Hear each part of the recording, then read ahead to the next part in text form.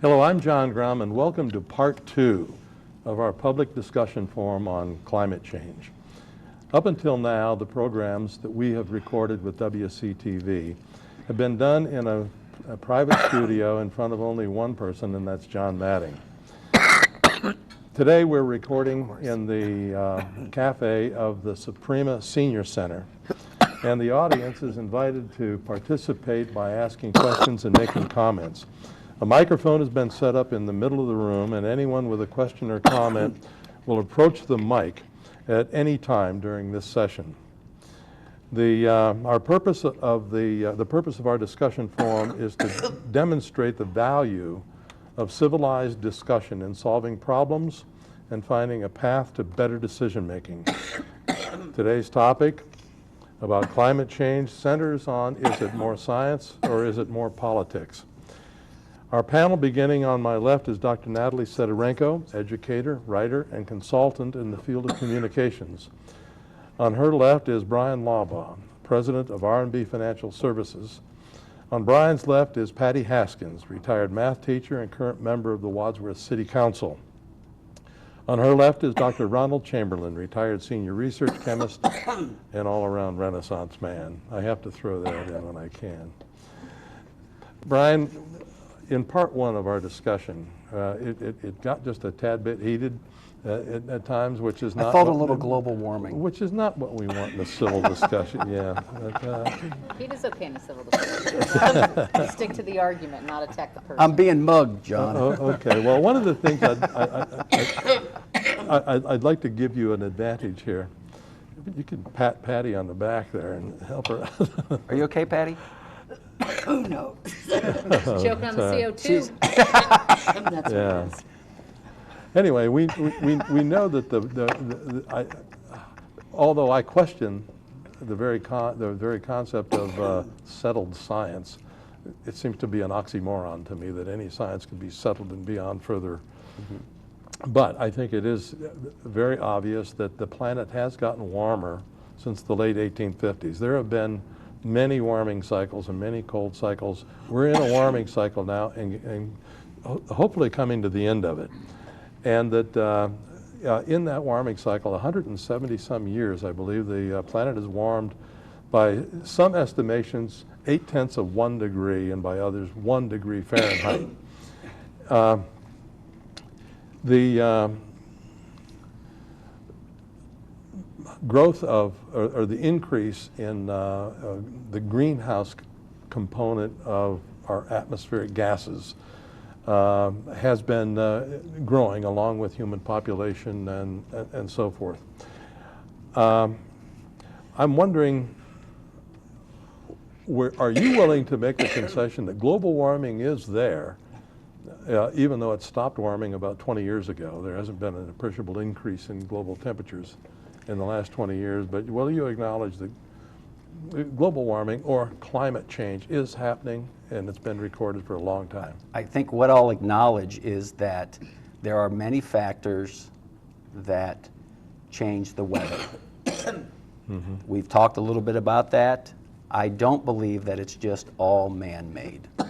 That's mm-hmm. where I would depart from this. Yeah. That somehow man has done this to the planet and we have, you know, we've got to stop driving our cars, we have to stop using petroleum-based products, the list goes on, and you can just go to the internet and find out what the environmentalists want the society to look like in 50 to 100 years, from reducing the population to, you know, putting people in urban areas and mass transit, taking away their cars, you know, raising the price of oil with gas so that people can't afford that. I think you see some of that going on in Europe and in some of those countries where it's very expensive to drive.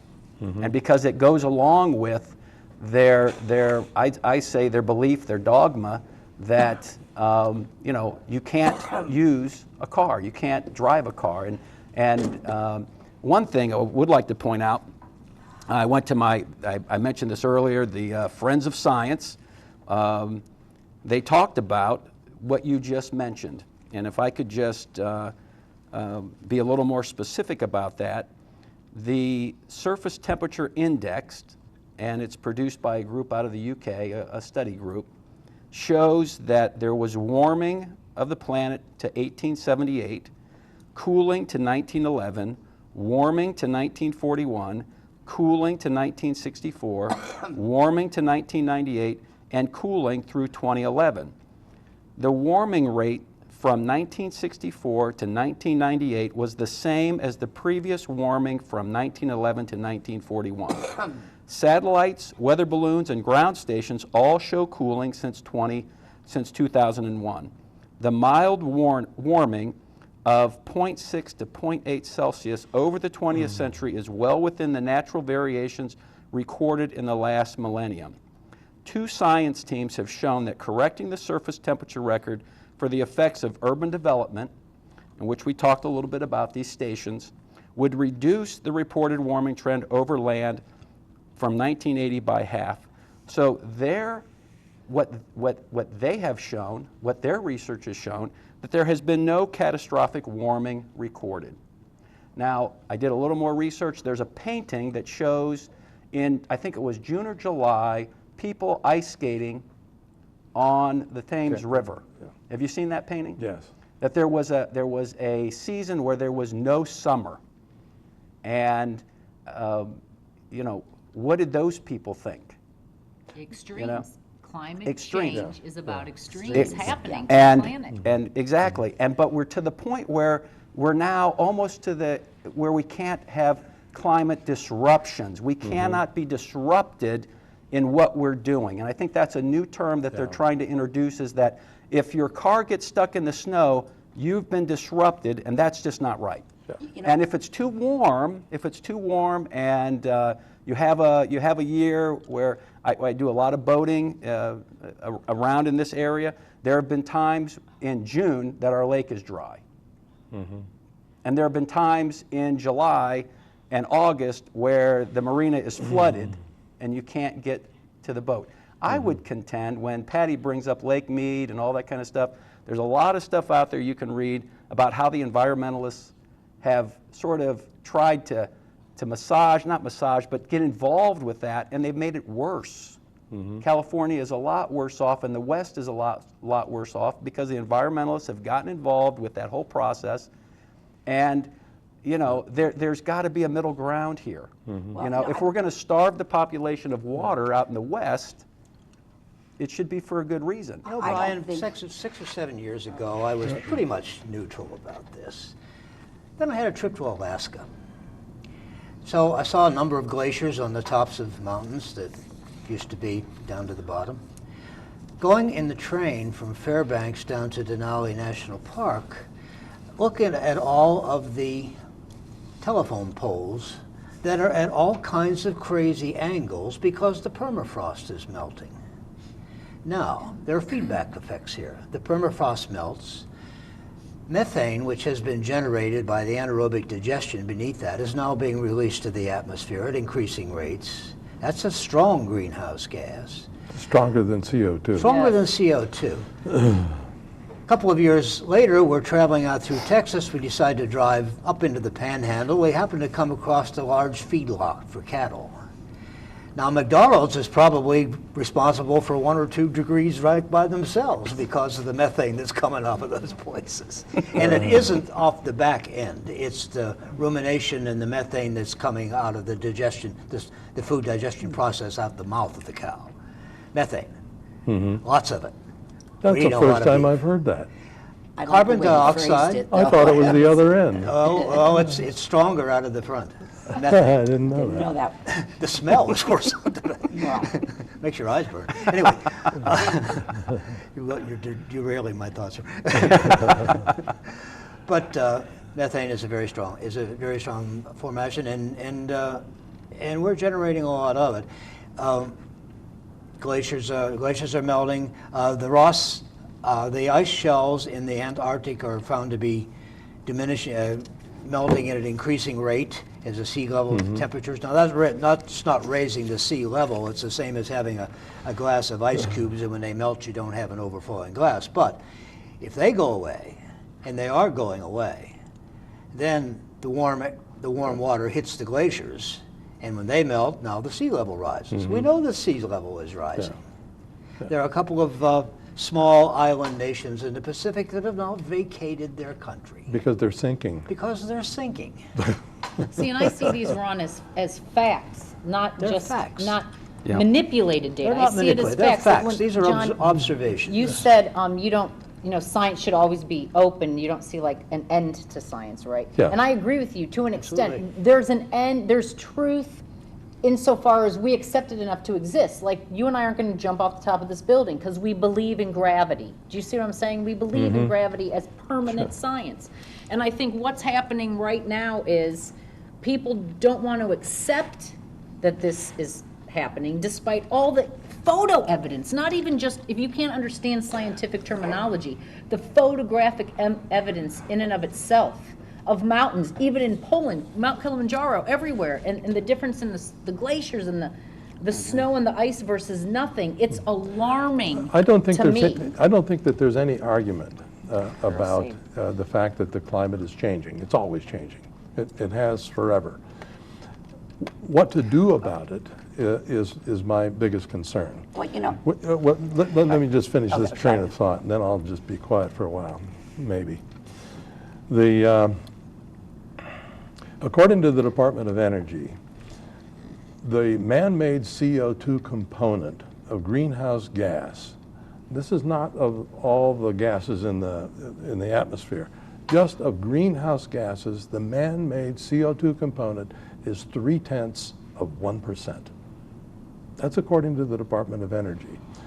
My question is, why are we concentrating on the burning of fossil fuel to reduce that 0.3% to whatever?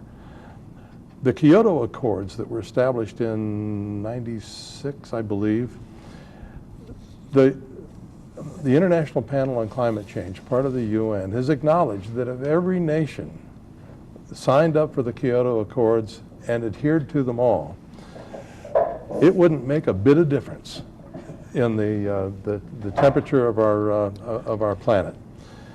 The other things that, when you think about CO2, you have to think about urbanization, you have to think about deforestation, you have to think about an increase in human population, a number of things. Pollution. But we're concentrating only on the burning of fossil fuel, what it takes to heat homes and drive automobiles, which is making things worse. so what should you concentrate on? Pardon me? What would you concentrate on then? Well, I wouldn't concentrate on those things that punish the poor. Then that's exactly what happens. I think, John, you bring up a good point, because in the one article that I referenced, the gentleman that is a climate scientist, he believes in it, he's lived it, he loves it. The fact is he wants to use resources that make the most good, not make everybody feel good. He cites the UN with 169 different projects. He said if the UN would cull that down to 15 projects, and they would make significant change, but they're into things that are just all over the place. I think it's interesting, and some folks, I believe that there is some climate change going out there. But when I read things, when I just go on and do a cursory Google search, and the myth that the poles are warming, the Arctic is melting, the sea is rising, and the answers that they give, they say basically, let me just read this. This is from someone that has actually done the science behind it. The Arctic region had warmed from 1966 to 2005 due to cyclic events in the Pacific Ocean and soot from Asia darkening the ice, but there has been no warming since 2005. Current temperatures are the same as in 1943. The small Palmer Peninsula of Antarctica is getting warmer, while the main Antarctic continent is actually cooling. Ice cap thicknesses in both Greenland and Antarctica are increasing. Sea level monitoring in the Pacific and Indian Oceans has shown no sign of any sea level rise. It's amazing. So, Two different sets of facts. well, what I'm saying is that's right. There are two different facts, but from the one side, if you don't believe they're facts, you're a denier. Okay, I'm just trying to say, hey, there are other opinions out there. Can we work to a solution? And I would like to hear one that's standing at the microphone right now. Hello, I'm Adele Looney from Wadsworth, and I know a lot of towns and cities these days are working to do away with fossil fuel as much as possible. Like the city of Burlington, Vermont, is completely fossil fuel free. They're using solar power, wind power, hydroelectric power, and geothermal power. So I was wondering, is Wadsworth going to do anything to help in this needed We action? actually do have some electric, some wind, and some solar power. We presently provide our electric through a conglomerate that gets us so many amount. The amount is a small percentage, but we have invested somewhat into solar and into wind power at the present time. So we're looking at it. Could we do more? Absolutely. I would love to do more. I love your question. Yeah. I'd love to do more. The problem is, nobody wants a wind turbine in their backyard. We'll have one. And we'll have one at our and house. Professor Natalie's here with her husband. Sign him up. I Okay. honestly don't think people would be upset with turbines and wind Well- structures if they knew it was going to save their Yeah. And that would be civilization. great if Yeah. the people that have the wind farm in their backyard didn't care so much about the bats and everything that the wind generator, that wind turbine creates, the noise, the high level pitch that comes off of that thing. You can imagine, they wanted to put a wind farm just off the shore of Ted Kennedy's estate. They want, I think it was 20 or 25 because there's a constant wind. They love to sail on that body of water. If you can help me with the, you're probably, are you know It's where? in Hyannisport. Hyannisport. Yeah. There was such a outcry from the people that live there. They did not want that Especially there. Ted Kennedy. And exactly. Of course, So- you probably don't want a transformer and the lines coming from it right next door either, do you? Well, actually, I'm all for, I'd like a peaking unit in my backyard. Are you familiar with those? I have no idea, nor do I want to know. Well, There are alternative wind turbines. There's an alternative process out there. I saw one not too long ago. It's a smallish unit that, for distributed power, a factory can put one of these on the roof and get a good deal of their power from wind. You don't have to have a big tower in your backyard. Lois? Well, I'm not going to speak about wind power right now, but I greatly favor this. And I see an increase in it across the country that whenever we take a long trip across the state, we see new farms of wind turbines. And I think they are effective. But as you said, that there are neighbors that resist them, and there will always be people that resist things like this. There will always be. But I'm concerned now also about the rest of our global community, not just us here in Wadsworth, but something I saw on the internet really disturbed me. Recently, it was a movie or DVD that had been made by a mother in Japan. And she, I think she became concerned before she had her first child. She was pregnant. And she thought ahead to what life would be like for this child and any other children where she was living. Probably, it was a city in Japan. And the pollution there already from fossil fuel it's a serious health crisis. She was thinking ahead that would her child have a shorter life because of lung disease? Sometimes the pollution there it's like being in a fog. You have very little visibility ahead of you. I saw it in the movie. In the fact that she took it upon herself, she had such a passion for life and the future of her children and other children, that she wanted this to come to the attention of everybody who could watch it. And I think it did go viral, if I'm not mistaken. but think of pollution that gets so bad from fossil fuel that you worry about your children going out to play. That was one of her issues. She kept them inside. And it could get to be to that extent if we don't do more to curb fossil fuel burning and other things, automobile, exhaust, things that could really amount to a very serious health condition for the future. So I'm concerned about the future. Thank you, Lois. John, I wanted to address something that Bryan said earlier, and he said that, you know, he didn't feel that we should be blaming everything on human activities, and I don't think any of us ever did.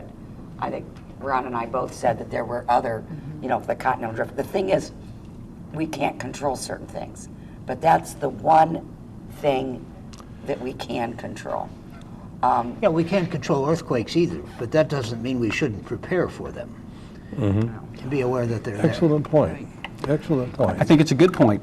Instead of concentrating on trying to change nature, shouldn't we be considering adapting to it? there. Possibly so. Evolutionary adaptation is very slow. We're not going to be able to breathe higher concentrations of carbon dioxide and methane in any conceivable future. But yeah, we should try to adapt to it. We should try to adapt, as I said before. Let's concentrate less on burning fossil fuels, but getting our power elsewhere. And why can't we just do it from a place of compassion? Like, I wish that, I like how Bryan mentioned we're supposed to be good stewards of the earth. I've always believed that. That's why I do consider myself an environmentalist, because I want to be a good steward of the earth. We don't fertilize our lawn. We grow all of our garden from organics and scraps and have a compost pile and recycle. And I have a compost pile. you can call me a tree hugger, but I don't want, you know, I don't want those types of poisons around my children, so I don't use them in my yard. And I think one of the problems is that we're so used to, and I'm implicating myself in this too, we're so used to having things that our houses have to be bigger, our cars have to be bigger, everything has to be bigger, better, faster, more, instead of maybe that robin wants to make her nest there. Maybe I shouldn't cut down that tree. You know, maybe I shouldn't encroach on this land, because that is why so many deer and coyotes are getting killed, because they have nowhere to go. I mean, we could use that compassion for all living beings, as Albert Schweitzer said, right? Every creature has a will to live. So let's find a way to live together. I don't think any of us rode our bikes here today, so. Well, I Right. don't. One of the problems, I think, is politics gets involved, and when it does, things get distorted and exaggerated. And in recent times, our president has talked about 97% of the world's scientists have endorsed the idea that human activity is causing climate change. And so did John Kerry in Africa. God, lecturing Africans about pollution, I think, is a terrible thing. But they keep using this 97% figure. 97% of either the world scientists or climate scientists. Bryan pointed out a while ago one study that was used, but the one that is cited most often is a study done at the University of Queensland in Queensland, Australia. And this was done by a man by the name of John Cook. He, along with a lot of volunteers from the United States and Canada and Australia, looked at 12,000 papers that were written by climate scientists on the subject of climate change. They looked at 12,000 papers. And they didn't actually look at they looked at the abstracts of the papers. I'll say that because the abstracts are limited in words and so forth. But they were trying to find the number of climate scientists that endorse the idea that we have man-made climate change. Out of the 12,000 papers, they only found 1,400 that even addressed the issue. They talked about climate change, but only 1,400 of them took a position on whether or not human beings were causing it. And out of the 1,400, 97% agreed that it was man-made. That's 97% of 1,400 out of 12,000. papers that That were doesn't examined, mean- and there have been studies like that. All that might mean is, excuse me for interrupting, what might mean is that the other studies weren't really addressing that issue, studying something else. Well, they were talking about climate change. Yeah, and Talking about climate change. think I've heard it shows- Mr. Cook. I've heard Mr. Cook speak, and I mean, he bases a lot of his stuff on studies and comments that were made back in the early '70s, and instead of looking, Meta-studies. yes. But see, I think that brings me back to the point that there is enough studies and enough stuff going on that there is room for disagreement as to the effect that man has on climate change. I agree that there's climate change. There are weather cycles that happen. Did we create that? Is man 100%? And the only way you get rid of it for some people is that there's no more people.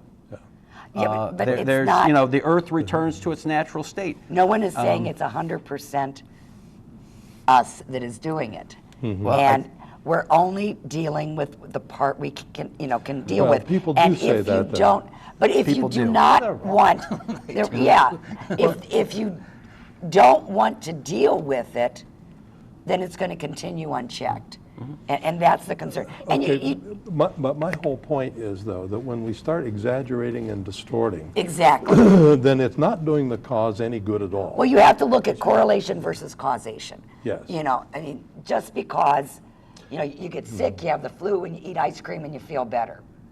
That doesn't mean that if you eat ice cream, you're going to get healthy all of a sudden, right? There has to be a cause. Be nice. So, otherwise I'd have been eating ice cream all night. That's And not what my mom told me. just, and Ginger in fact, ale and ice cream. And just because it is snowing in a particular city at a certain time does not mean there's global warming. You have to look, that's not a cause, but you have to look at a lot of factors and examine it closely. And when you find them, I think that we need to deal with them. I Well, think we should just take responsibility and realize that nature's going to do her thing. Well, I don't know why Yes. we can't do both. Yes. I don't know why we Agreed. can't do both. Well, you're going to have to do it some other time because our time is up. And that I want to thank you all again. And I think that the consensus that we have avoided is possible with more civilized discussion. Thank you very much, though. Thank you, John. Thanks, folks. Thank you all for.